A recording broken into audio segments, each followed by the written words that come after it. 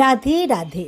নমস্কার বন্ধুরা, নিশ্চয়ই সকলে ভালো আছেন আমাদের পরম প্রিয় সখা শ্রীকৃষ্ণের আশীর্বাদে। আপনাদের সকলকে স্বাগত জানাই কথা শ্রীকৃষ্ণ কির আজকের এক অনন্য মন ছুঁয়ে যাওয়া কাহিনীতে।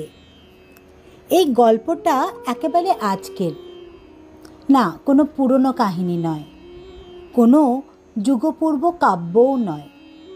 এই গল্পটা এক আধুনিক বৃন্দাবন ক্যাফের গল্প। উত্তর কলকাতার গঙ্গার ধারে আজকাল একটা নতুন ক্যাফে খুলেছে, নাম রাধাকৃষ্ণাস বৃন্দাবন ক্যাফে। 3টে জিনিস এখানে সব সময় পাওয়া যায়: তুলসী পাতার চা, মাখনের কেক আর রাধাকৃষ্ণের প্রেমের আলো।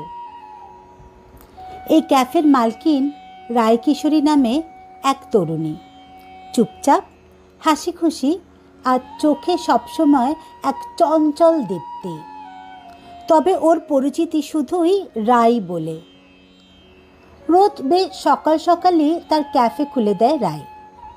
গঙ্গার জলের ওপর যখন সূর্যের প্রথম আলো পড়ে, জলটা চিকচিক করে, রায়ের মনটাও এক নতুন ভালো লাগায় ভরে যায়।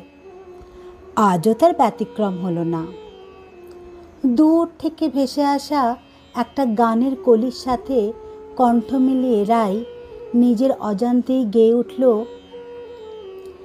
রাই জাগো সুকোষারি বলে, রাই জাগো সুকোষারি বলে, কত নিদ্রা যাও গো রাধে, কত নিদ্রা যাও গো রাধে, শ্যামনগরের কোলে, রাই জাগো বলে। গানের কলি গুনগুন করতে করতেই রায় তার প্রতিদিনের ক্যাফের কাজে হাত লাগালো। সে একাই সব সামলায়, কুকিজ বেক করে, ঘর সাজায়, আর মাঝে মাঝে নিজের মনে চুপি চুপি বলে, তুমি তো সব জানো কৃষ্ণ, আমার ক্যাফের জন্য তোমার আশীর্বাদ চাই। সময় যেতে থাকে। একদিন এক যুবক প্রবেশ করলো ক্যাফেতে। গলায় ফ্লুট ঝোলানো, মুখে শান্ত হাসি, চোখে দুষ্টুমি।